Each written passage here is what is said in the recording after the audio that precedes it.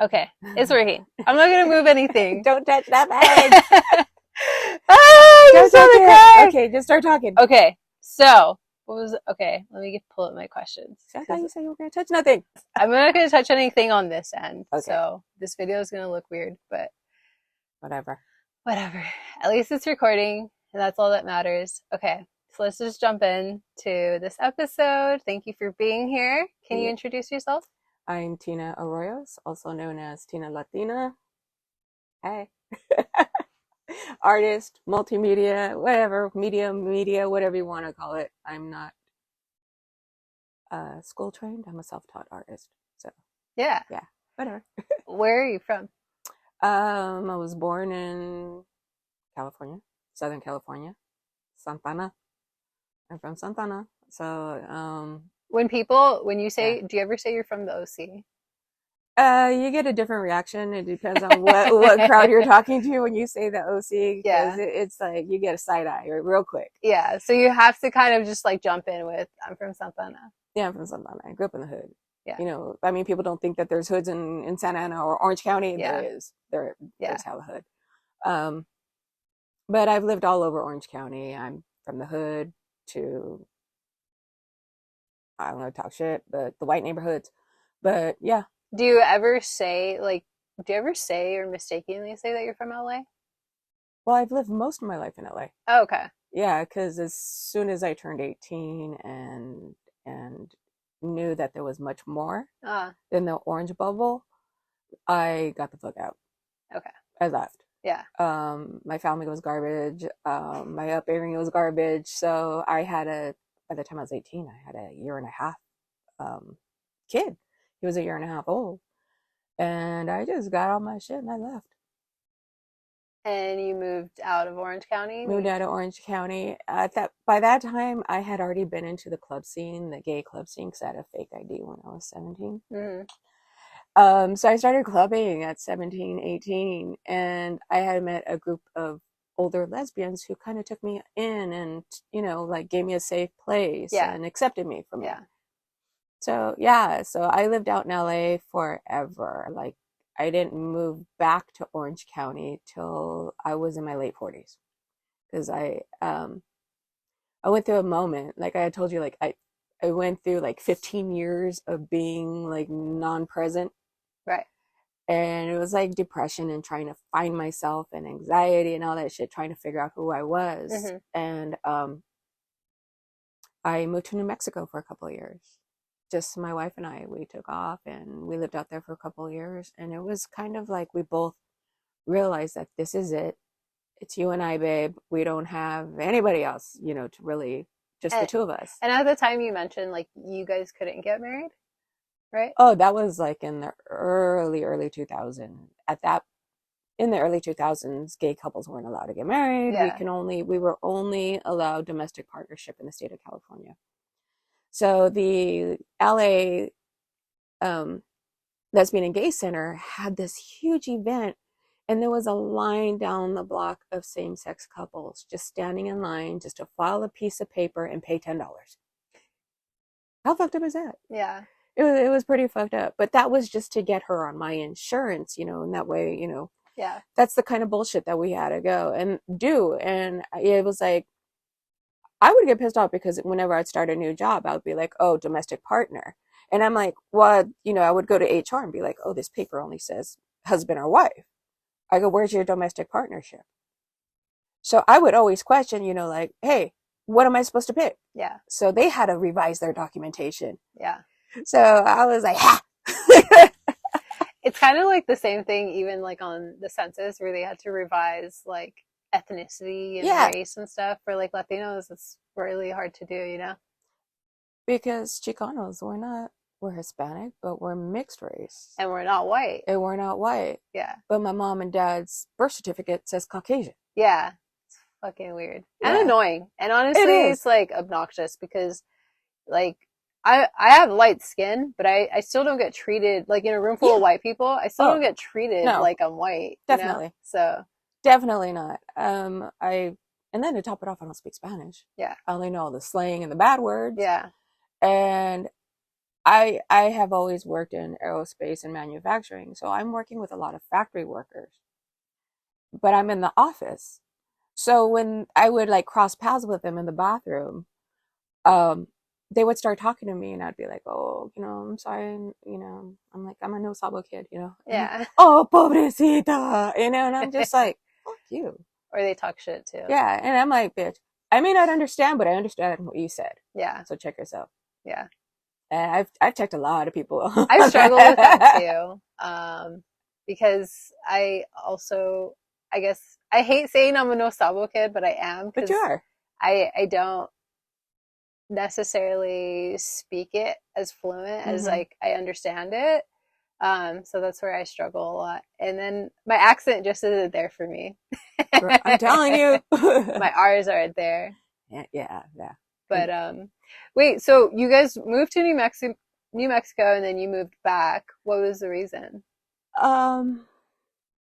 Okay, so New Mexico is very segregated in the way it is. You're either okay or there's a lot of crime and drugs. And I was so fortunate to get this job for a jewelry manufacturer that sold on QVC. So I got to learn how to make jewelry, like mass production jewelry, which, like I told you, look at this. I'm wearing like a glass ring. You have to show it. I got to learn a lot of stuff from there. But then I decided to come back because the art scene wasn't for me.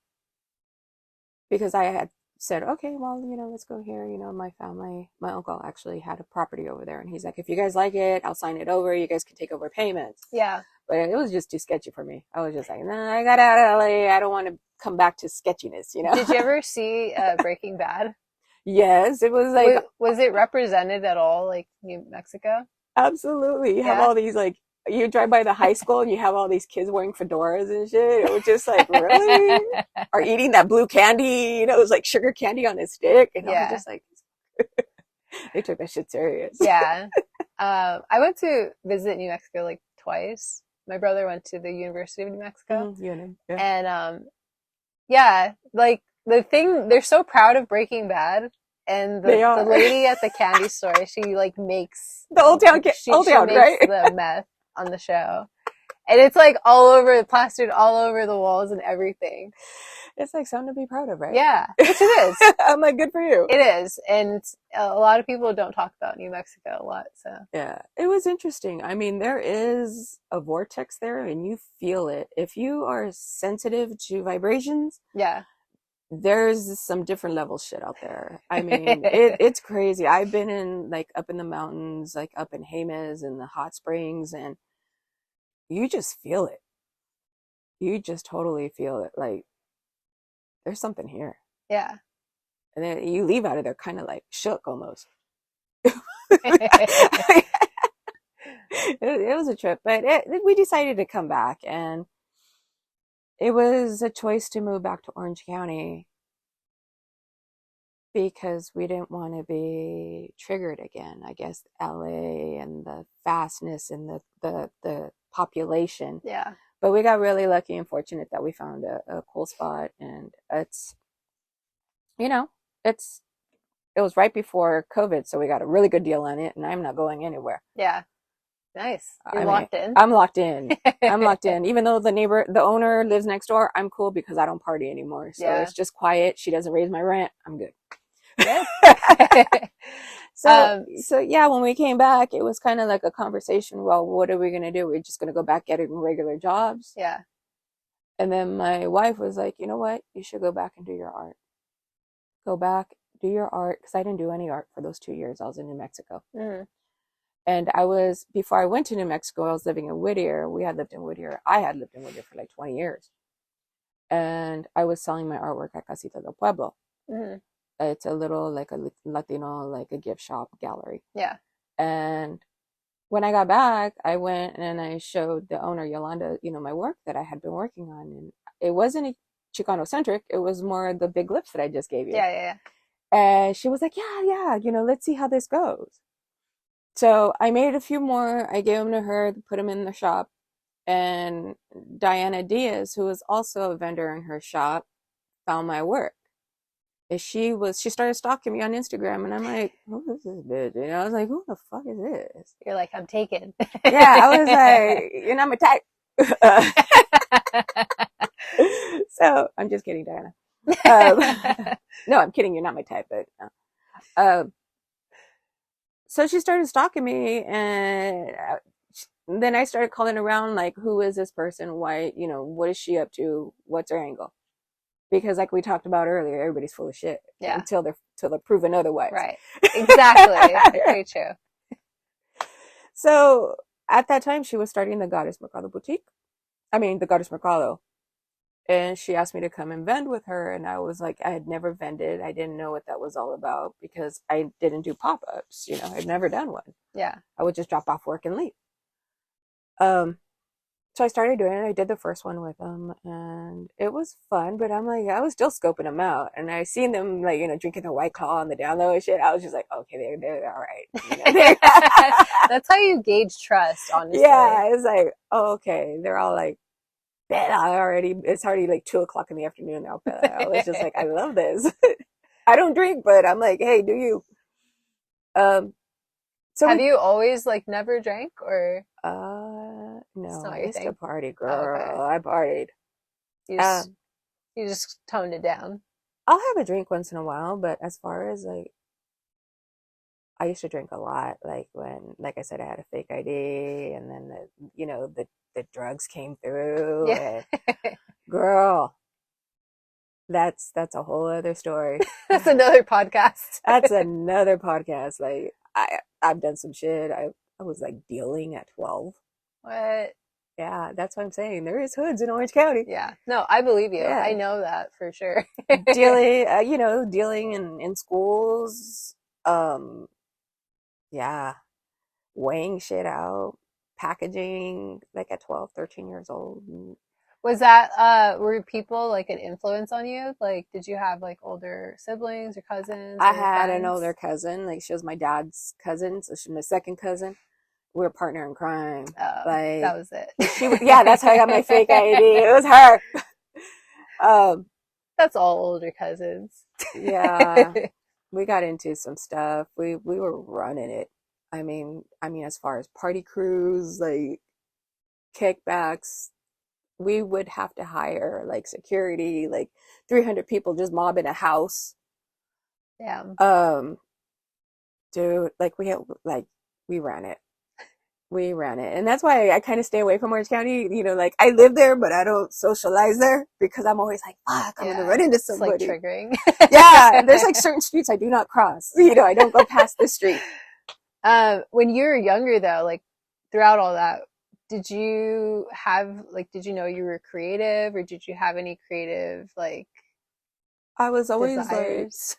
Like, I always admired the fashion, because at that time when I was coming up, I was like 12, 13 when like Madonna hit, Boy George, you know, like the androgynous Annie Lennox, you know, those types of things. And I was just like, oh my God, I was so fascinated by them because they were gender bending and I hadn't seen that before.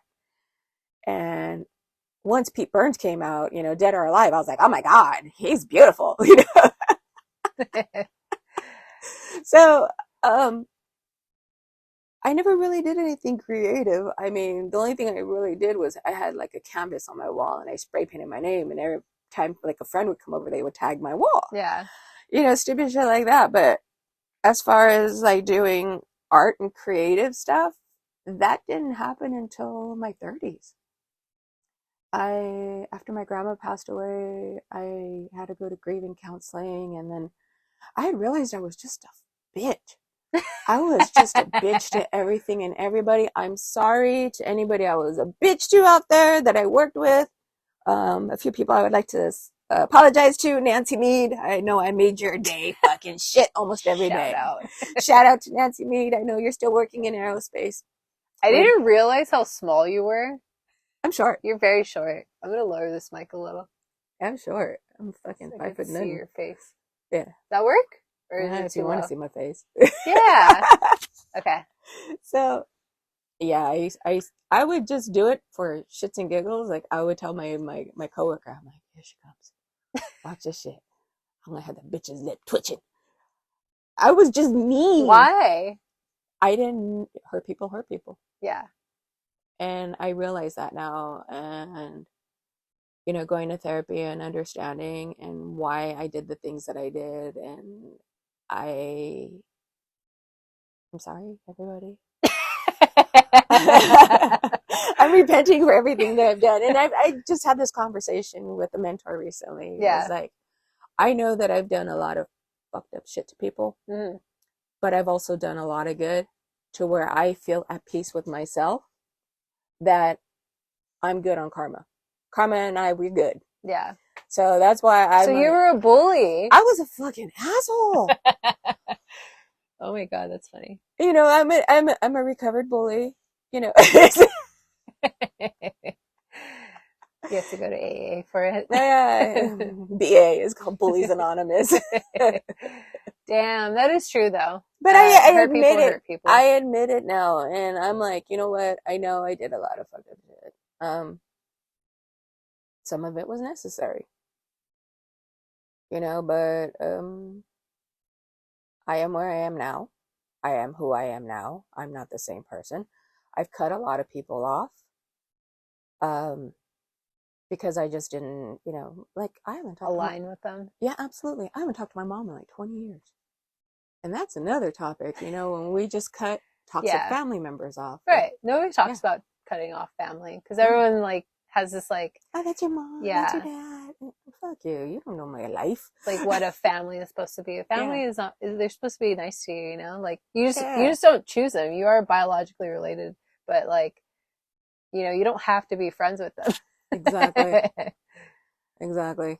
So there's like a lot of my family. I'm an orphan. I have a shit ton of family members, but I am like, nah, I'm good. Yeah, I'm good. How long did you go to therapy for? I started the therapy to manage my my anxiety after my grandma passed. And you said that was around 30?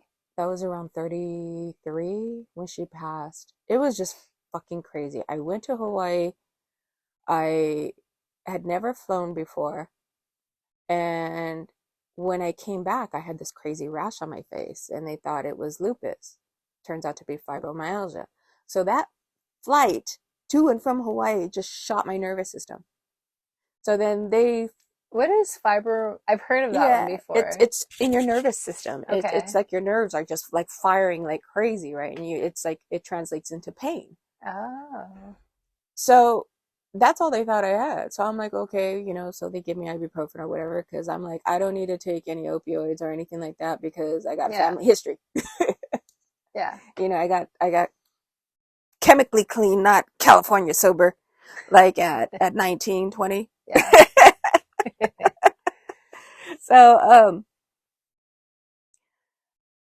So all these years I thought it was just fibromyalgia, and then I'm working, doing my thing, going, every day, raising my son, living with my wife, doing like the whole family thing.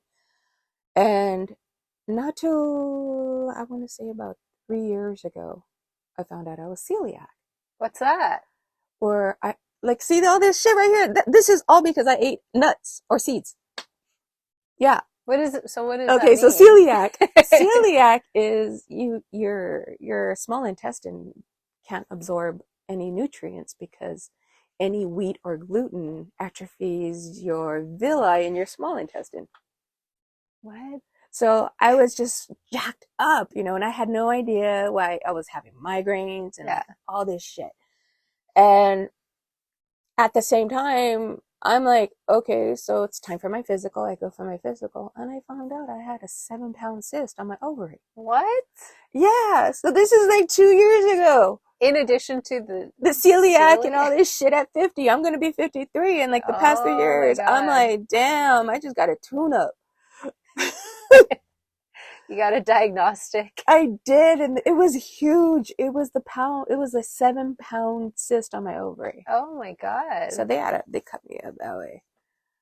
Yeah. So I've been going through it. And while I was recovering from that surgery, I was at home. My wife and my son totally took amazing care of me. Thank you, babies. But But it was the first time I had been at rest. I was just home healing. And for the first time, I had no body pain. So I was like, oh, I feel good. I'm going to go back to therapy because this whole new art thing that I'm doing, I need to put myself in check again. Yeah. So was the cyst causing your body pain? No, trip out of this shit. So I started seeing this therapist and we're talking and talking. And she goes, I'm going to send you to go do some testing. So I'm like, okay, cool. You know, I go, because I think I have ADHD. And she was like, I think you do too, because you've interrupted so many times. Or you went off topic. And I was just like, okay. So then, okay, I get some results back and they're like, oh, it's just, you have trauma. And I was like, well, no shit. I knew that. And then they're like, no, it's complex trauma. And I'm like, what the fuck is complex trauma? And they're like, well, complex trauma is something that happens to people over their lifetime. That's CPTSD. And then PTSD is what happens when soldiers, when they go to war, because it's just like one incident that happened. Right. But mine was like a lifelong series of bullshit. And that's what created that. So I was pissed. I was angry. I got depressed. I got sad. I was like, all of my shit is because of other fucking people. So I was furious for like 2 weeks. I was just mad because I didn't know how to handle it. Because I was like, you know what? All this shit was all of this is because of other people. So I had to talk with who was doing my testing, and she's like, I'm gonna do some other tests on you. So I'm like, okay, fine. So we did it, and it came back. And she thought I was gonna take it sad, like be upset about it, but it turned out that I'm on the spectrum. They call it neurodivergency. So it's like you have ADHD with a touch of with the dash of autism. Yeah. And I'm like, oh shit. She goes, but the good thing is your memory recall is like in the 96th percentile. Okay. Because people with attention disorders have bad memory, right? No, this is where mine's fucked up because I have a good memory. Yeah. I can remember exact detail from shit that happened when I was like 2. Yeah. So I'm like, okay, now a lot of things make sense. Did they do those tests on you? Like, what were the tests like? Memorizing patterns. Okay. Which I've always been like amazing at, like, because that's all I've done for my career was data mining. Yeah. And that's how I made my money after I went back to school, got my GED, went to trade school. And then, because I had to support my kid. Yeah. So I excelled in those tests. Fields. Oh. In those fields. Yeah. Now I know why, because of what these tests have shown. Yeah. So a lot of them were like reaction time, your cognitive. It was just, I was like putting pins in a thing to a certain pattern, but I was really good at these things. And when I did these tests, and they're like, it's like you're gifted, but you process things differently. And it was a trip. What's the room like? Like, if you could paint the room of like your testing room, it was like an office, like couch, but it was like more relaxing. They have like a desk for you to do these tests? Yeah. Okay. And then like Did you feel like a kid? I was like, I think I've done these tests before, like in elementary, but nobody ever told me why. Nah. You go to that special room when you're a kid. You're on this special bus, and for some reason. No, the special bus that I got was for Sunday school. Oh, Can you believe that shit? They used to teach that at regular elementary school. A bus would pull up, and kids that had a signed permission slip, you can go and learn about Jesus. Oh God. Yeah, thank you, Orange County. It is a conservative county. But they would only do that in the Latino areas. Mm. But back then, it was Latino and Blacks. It was a huge concentration in this one neighborhood. Yeah. But yeah, going back to that, it's been a trip. So now yesterday I did a training for neurofeedback. What's that? They put this headband on you, and it's like you train your mind. It's like a training to quiet your mind. Oh. So this thing is on your head, and it's reading your brain waves, and you can see the monitor going, but it gives you like these little exercises to do, but you're doing them with your mind. Oh, that's crazy. I know, and I can't wait to go back and do it again because it was I was like, ooh, this is neat. Yeah. I'm like so fascinated by this because my therapist actually a couple of years ago, he told me like, have you ever considered getting diagnosed for ADHD? What? And I was like, no, I'm fine. Bitch, you in denial. And then afterwards, I kept thinking about that for like years, a couple of years. I just like kept thinking about it. I was like, he told me like I should get diagnosed and this and that. It looks different in women than it does in men. And like part of me like was like maybe, but I don't want to know. And then now it was last December, November, I had told my doctor like, hey, my therapist had told me like a while ago, like maybe I should get diagnosed. Can you put in a referral for that? She put in the referral and I never went. And I feel like I'm still like trying to hide it, but I like want to also accept it at the same time. Because like, what if I don't have it? Then it's like this whole time, then how do I explain that I'm fucking weird? Like, but just, that's like my fear. And then if I have it, then I'm like, okay, all of it would make sense, honestly. Like my whole life would make sense. I struggled so much in school. Oh yeah. Like I struggled reading. Like I could not read. I still don't like to read. I hate reading. I literally was just telling my friend the other day, I bought like a chocolate covered strawberry dip thingy. And I just glanced at the directions and I was like, nah, I'm not going to do it. Like too much work. And then I was on my period and I was really craving like sweets and we don't have that many sweets at my house or at the moment. And I was like, fine, like I caved, like, so I just got the box and I started like eating the dried little chocolate chips and I'm looking at the box. I'm like, oh, I just have to put it in the microwave for 30 seconds. Yeah, definitely. And I avoided just like making it a long time ago just because I didn't want to read it. Yeah. Like that's how bad that's avoidance. Yeah. That's it's called shit, what's that called? That's called something else where you have a task to do, but you're gonna do everything to avoid to do it. Procrastinating. No, it's a little deeper than just procrastinating. I procrastinate a lot. But like my attachment style is like avoidant attachment. And I avoid doing a lot of things. I avoid people too. Oh, definitely. Definitely. I used to always say, I fucking hate people. And Diana did. She'd be like, oh, she hates people. And now I realize I don't really hate people. It's just like, I don't want to tolerate them. They're exhausting. I don't hate people. I would just say that like, because I have social anxiety, it's really energy draining for me. Yeah. And so, which is why we were talking about like how one-on-one conversations are a lot easier and more meaningful. I'm terrible at small talk too. Yeah. Like I like deep conversations about things. And I don't like asking, how's your day? Or like, oh, the weather. Like it's bullshit to me, I think I posted something about that yesterday. Yeah. And fucking Art Creel, he was like, how's your day? I was like, fuck you, eat shit. Replied back to it. You're crazy. I was like, fuck it. That was my reply to him. He's just like, okay, fuck you too. I was like, fuck you, eat shit. That was it. He was just laughing. And then but I called him after and I was just like, just fucking with you. Yeah. There's people that are going to get you and there's people that are not going to get you. And I feel like I've struggled with that like my whole life with people understanding me. I feel like I've always been misunderstood because like I'm quiet, but once I know somebody, I can't stop talking. Yeah. And I'm fucking crazy. Yeah. So I just feel like when I was doing my research for you, I was like, oh my God, I relate to a lot of the stuff that you're saying. Yeah.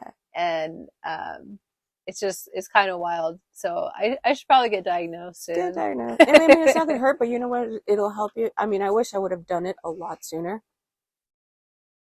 What age did you get diagnosed? Fucking 6 months ago. Oh my God.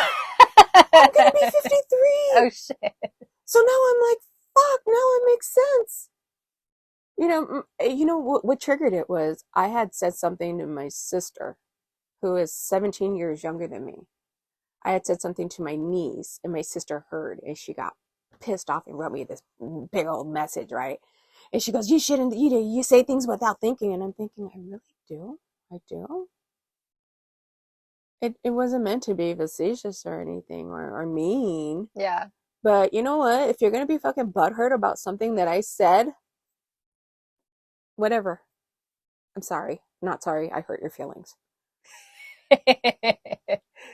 You know, I mean, I'm not responsible for how I make you feel, you know, because it's the truth of what I told my niece. I just kind of said, hey, if you ever, she's in high school, and I said, when you decide to run away, come to my house because you have a safe place to stay. Don't be out there on the streets. Is pretty much what I said, because my sister did the same shit when she was little, when she would turn 18, and I took her in.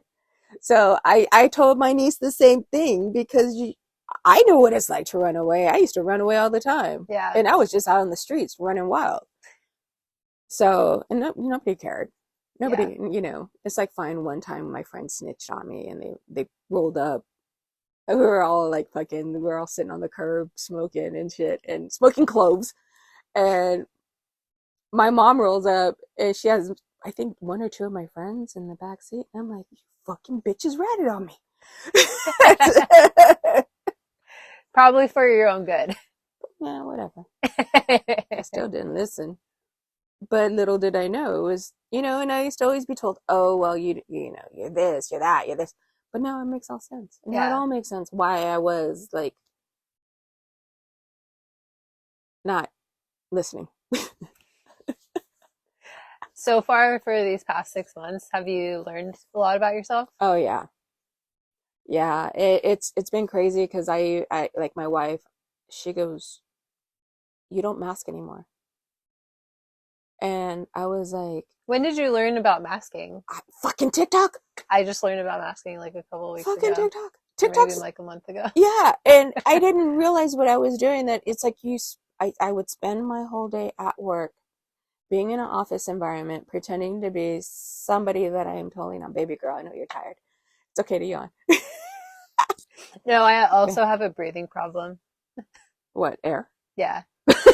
No, I swear, like, I have like a asthma problem, so like it takes me a long time to breathe, so I have to try to get like short breaths. You're gonna walk around with one of those aerosol cans on that's oxygen. Yeah, I'm fucking. That's why I also don't smoke anymore. Aw. Yeah. But anyway. Yeah. So, say ADHD. Where was I? So what have you learned in these past 6 months about? You said masking. Okay, so I asked Danny, my wife. I was like, "Baby, have you noticed anything different?" She goes, "You're so much happier. You are your true self now." She goes, I look at something and right away I know how to do it. Yeah. You know, and she goes, it's been amazing to watch you, because you can fix something right away if you put your mind to it. Yeah. I was like, that's it. You know, there's still a kitchen drawer I have to get to. Yeah. I broke it the other day, and she's like, are you going to fix that? And I'm like, I don't know. Someday. When I decide to. Let's talk about a little bit about your art, because we're like halfway here. Already? Yeah. Okay, so I know, I'm like, stop. So can you describe your art? A lot of the art that I started doing in the beginning, it was mostly like based off of Chicano culture. Sacred Hearts, because I was raised by both of my grandparents. I was taken from my parents when I was 2, and raised by both of my grandparents, both sides. So my dad's side, my grandmother had a bunch of saints in the house, in her room, and it was like, and he used to always trip me out, because I would always look at them, and I'm like, but you never go to church. Hypocrite. Exactly. Exactly, that part. But I always loved the art behind it. And then my other grandmother was a nurse. So when she was studying to be a nurse, she had all these medical books. So we didn't have internet back then. So I was always reading the medical books, the dictionary, the encyclopedias. Do you know what that is? Yeah. Okay. so I would just sit there and I wouldn't read. I would just look at the pictures because that whole memory thing. Yeah. So a lot of my artwork started with corazones and anatomical hearts. And then my other grandmother that had all the corazones, she liked this fancy pottery. It was Capodimonte or something like that. And they were porcelain flowers. And I think she would get these back then when you would buy something from a furniture store or something. They're like blue chip stamps. Uh-huh. You put them in a book and then you could redeem them. Weird. It was really, it was weird shit back then, right? Weird. But she would get these things and they were so intricate. So then now you see a lot of roses in my work because I would sit there and study the anatomy of the flower. So that's where that comes from. And then, of course, the lips are me. Yeah. So it's just like, I guess it's part of the tism and it's the repetitive imagery. Yeah. And it's a lot of textures. And then, like we were talking about, I like things that look wet, but I don't want to touch them. Yeah. So then that's how I started getting into resin, and I pretty much work with anything I can get my hands on. Like, I'll make anything. Yeah. I'll be like, you're like a hands-on person. Oh, absolutely. I'm a builder as well. Yeah. But Margaret calls me, Margaret Garcia. She's like, you're a builder. She goes, you're not a painter. I was like, I'd be a painter. No, I'm not a painter. I can't even draw. But it's a form of art, like, yeah, absolutely. Like a craft in a way. It's sculpting. Yeah. So a lot of artists a lot of other artists say that I'm a sculptor, and I'm like, okay, if you say so. And you do like paper mache, which is also a form of like sculpting. Paper mache. I work in air clays, foam. I'll get the lips. Oh, okay. I see you looking at them. No, I was actually looking at your bag. Oh. My bag is Adelitas Apparel. Oh, okay. Shout out. I'll go ahead and get this because this is pretty sick. Oh yeah. Those lips. Oh, shit. Yeah, just put it there. Yeah, the lips. I try to match a color that was really big. It was a L'Oreal color in the 90s, and we used to call it puta red. Puta red. Puta red, because we were going to go out and be putas. We were going to go out clubbing. It was this big group of girls that we would just all hang out and go party and bring all the girls home with us. When did you come out of, like, when did you accept that you're gay? What is the term? I don't, excuse me if I'm not, like, no, correct. It was kind of funny. I had my son. Yeah, that's why I was asking. Yeah, it was like, how did that happen? When did this happen? Okay, so I had my son. I got pregnant when I was 16. Just some random dude from a party crew that I used to see hanging around the neighborhood or whatever. Hooked up with him. 2 weeks after I was pregnant, I met this other guy. Ended up with him. And then I had to break up with him because I didn't tell anybody I was pregnant. And I started showing at 6 months. Oh. And I was like, dude, I can't be with you anymore. I'm sorry. I'm pregnant. And he goes, we didn't do anything. And I was like, it's not yours. That's what I'm telling you, it was horrible. Yeah. And he was like, he goes, what do you mean? I was like, I was pregnant when I met you and stuff. And so we broke up. And I had my son, and then he shows up at the hospital. This dude. And he has like balloons and flowers, playpen, everything. And I was just like, what?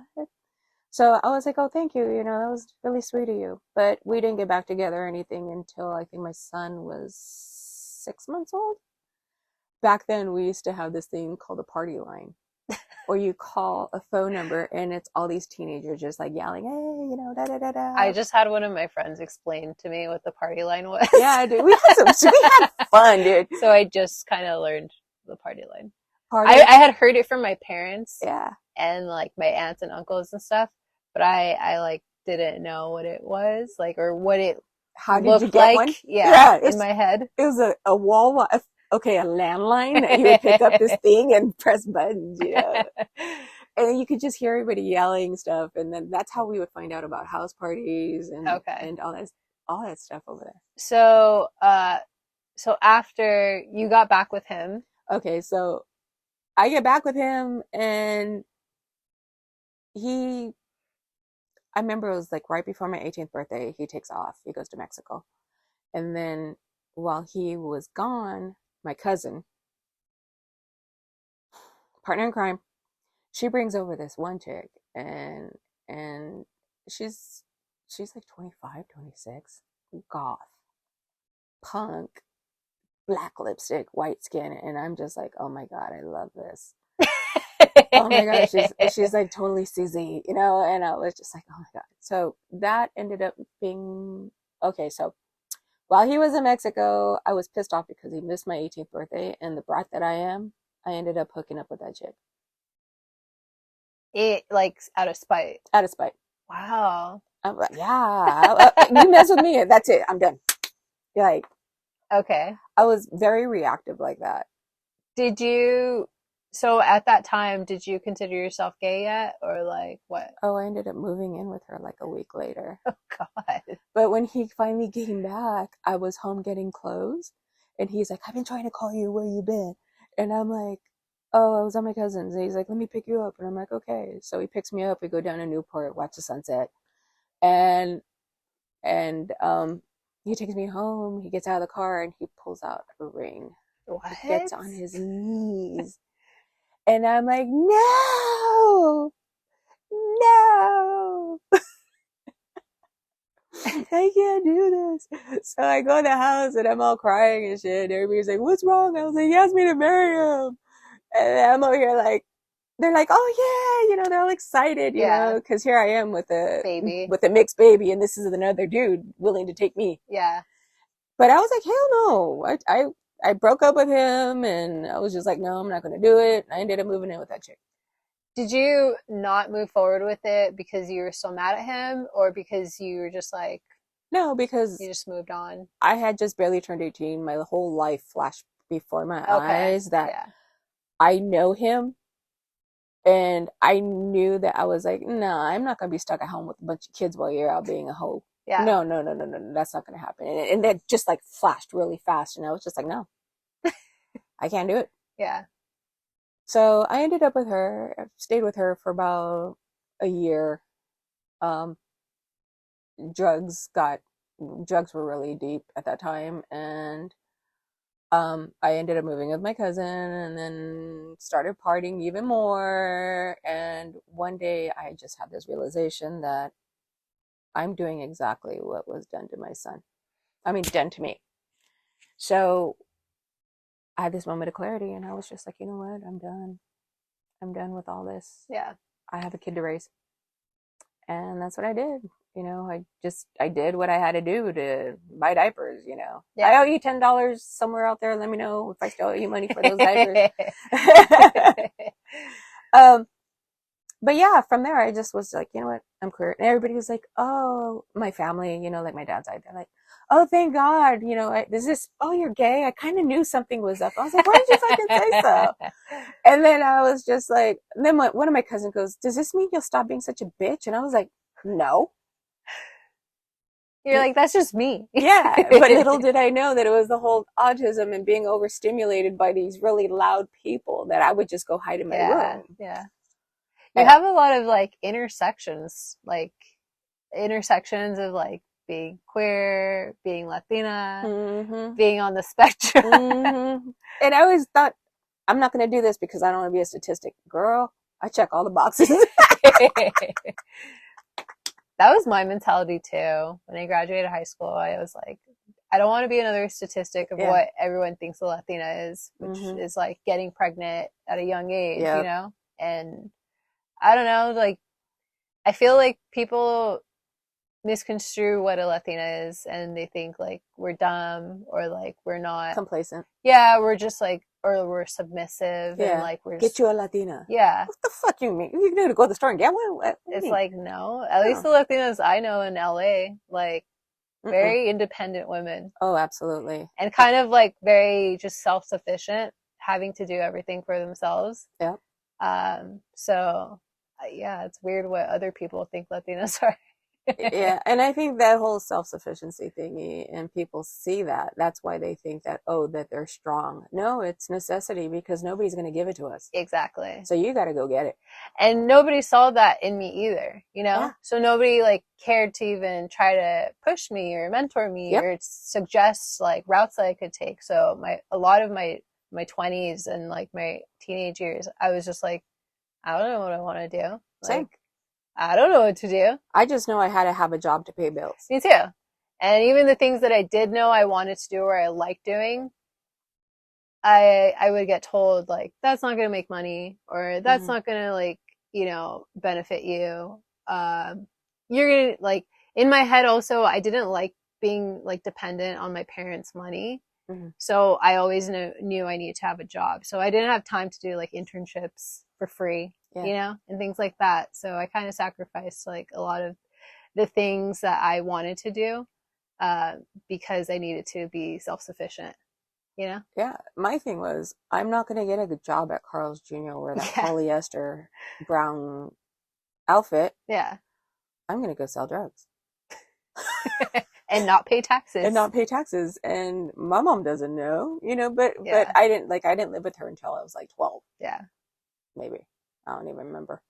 It's all just a blur. Yeah. But I can remember like certain things, but where I lived, and it took me a long time to piece a lot of my childhood together. Even though I do have that memory recall, it was just such a blur. Yeah. It was like, but yeah, I wasn't going to do that. Why would I do that? Yeah.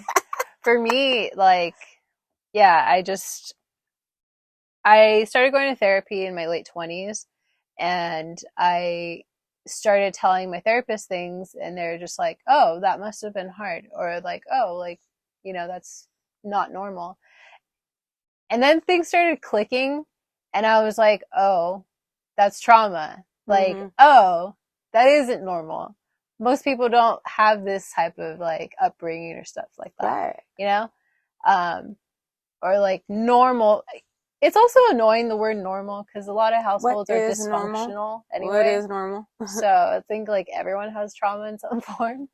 Most people. So yeah, so then it started clicking, and then, you know, in my like 29, 30, I was just like having this like moment where I was just realizing like, okay, I need to now move on from this realization of like me having trauma from like my upbringing. And now that I know I'm here, I need to keep moving forward, or else I'm going to stay stuck in like depression or like, you know? I know I'm going to go through it, because when I first started therapy, it was for the anxiety and the just like everyday functioning. Yeah.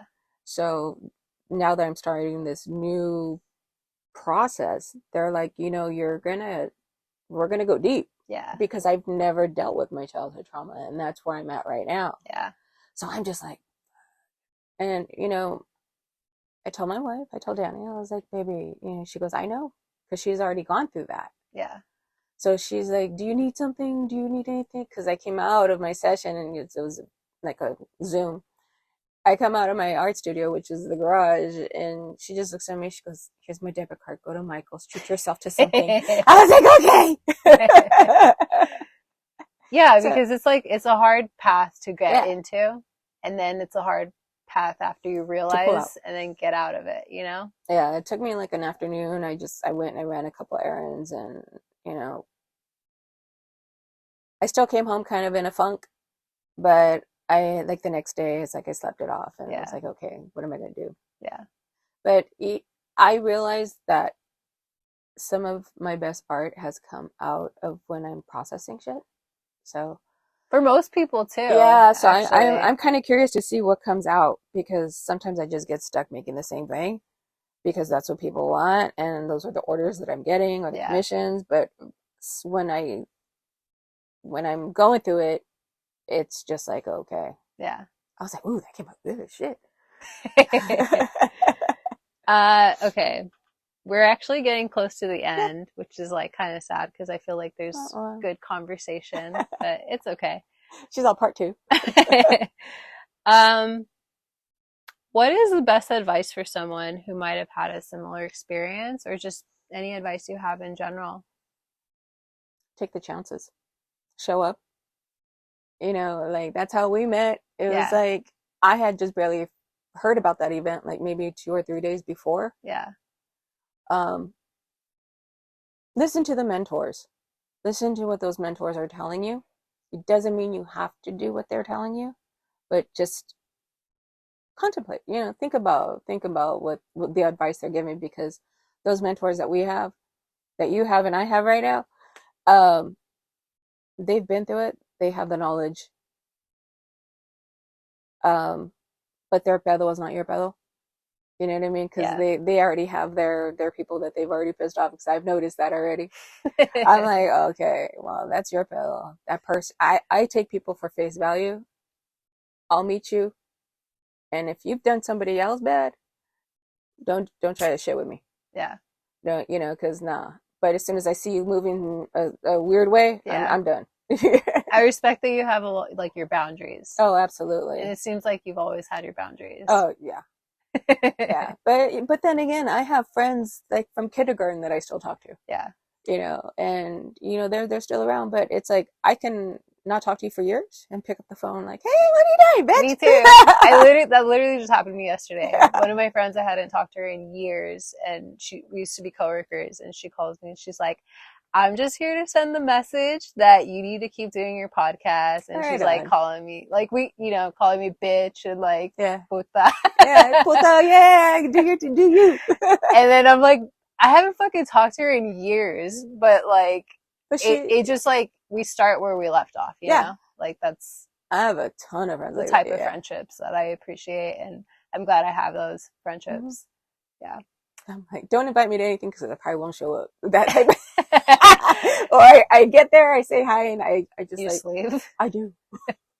I think it's called the Irish goodbye. Irish goodbye. No, it's Irish exit. And I call it the Tina bye. I'm like, oh, I forgot something in the car. Bye. Okay, so where can we find you, and what are some projects you're working on or events you're going to? You can find me on Instagram __ Tina Latina _ because somebody else took it. You don't know how many tries I did. I know. Try to get that. You probably did the same shit, right? Yeah, it's hard. Fucking Instagram. And same with emails, like emails Gmails. Too. Yeah. I'm like, wow, I had to have the freaking basic ass last name. Yeah. You can also find me at, I think I have a couple of pieces at the Goddess Mercado Boutique in El Sereno. I have some pieces at the Margaret Garcia Studio. I have some pieces, actually no, not yet, but when Frank Romero comes back, I'll have a couple of pieces at his studio. Nice. I just went to his studio. Yeah. Like in December. He's a trip. He's funny. I love him. It was like Cocktail Friday, and then we went thrifting.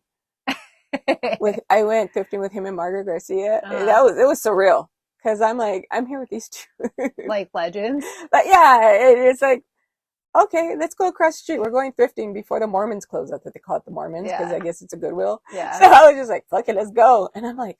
Frank's such a cool person, because I remember ending our episode, I did an interview with him, and his friend just pulls up with like fucking tequila, just bottles of liquor. Yeah.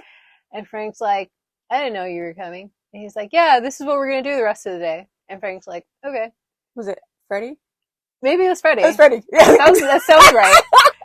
And I was just like, most people would be like, dude, you didn't call me. Like, I didn't even know I have plans today. But Frank's just like go with the flow type of guy. Yeah. And I really appreciate that about him. Cocktail Fridays. We got to meet up. Actually, I'm meeting up with Brenda La Tremenda, and we're going to go we're going to do Cocktail Fridays as soon as he comes back. So. Is he in Paris right now or France? Hawaii. Hawaii. He's in Hawaii. Because I texted him the other day. Actually, he's so hard to reach, I swear. I had a whole story on how I fucking got a hold of him.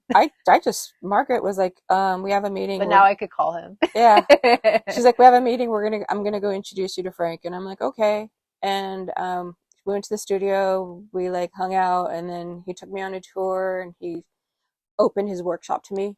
And he goes, you're welcome to come use any of the tooling or whatever. And he was like, you're welcome to hang your stuff here. And I'm like, cool. Yeah.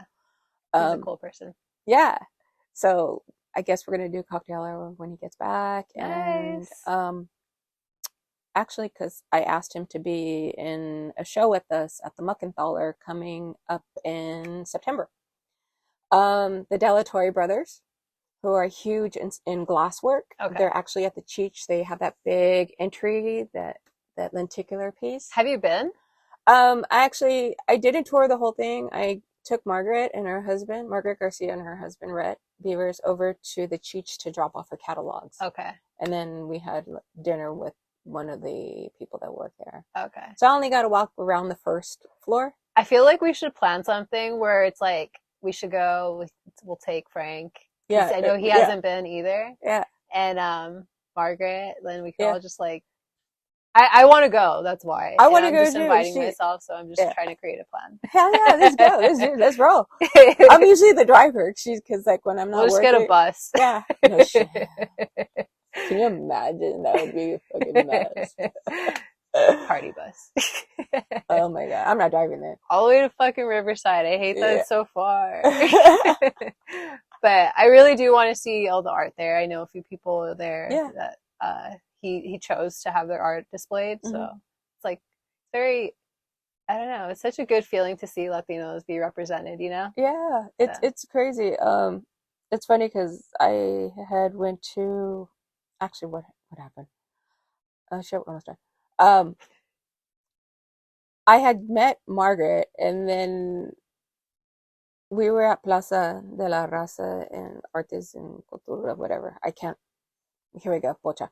And I go in, and she's sitting next to Cheech, and she's eating a bowl of pozole, and I'm like, that's not meat. I thought you were a carnivore. What are you doing? And she goes, she introduces me to Cheech. And all I could focus on is her bowl of pozole. Because she told me she will not eat anything else but meat. Yeah. And I'm like, that's a whole other story how I met Margaret. Well, we'll have another episode. I'll invite you again, and we could do this and talk more, and hopefully there's no technical issues. But thank you for doing this with me. Absolutely. Thank you for being here. And we'll just end here. I'm not hiding behind you. I know, you've been hiding the whole time. I'm right here. It was very ADHD. It was all over the place, but I love that. So